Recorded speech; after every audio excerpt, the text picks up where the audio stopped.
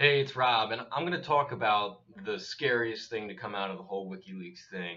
And it's actually nothing in Wikileaks itself. It's the propaganda coming out around Wikileaks. And we all know the emails coming out on Wikileaks are true. They can be verified. So you can't stop the truth. So let's try to stop the messenger. And they start blaming the Russians for these hacks. And not only does Clinton do it in a debate and all over the news. An actual government agency comes out and says, well, this looks like something the Russians could have done. So we think it's them, and they're interfering in our election.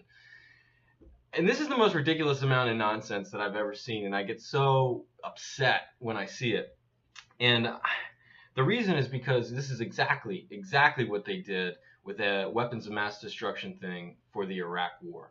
And that got us into the Iraq War, and there were no weapons of mass destruction.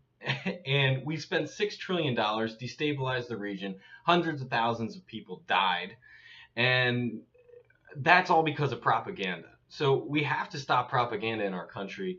And if you want to say, okay, we don't care if Clinton did these things and all that, fine, and still vote for her, fine. But to try and start blaming the Russians and then say we're going to retaliate against the Russians for something that we have absolutely no proof that they did, we sound like a dictatorship that blames America every time something goes wrong inside their country. Now we blame the Russians every time something happens over here.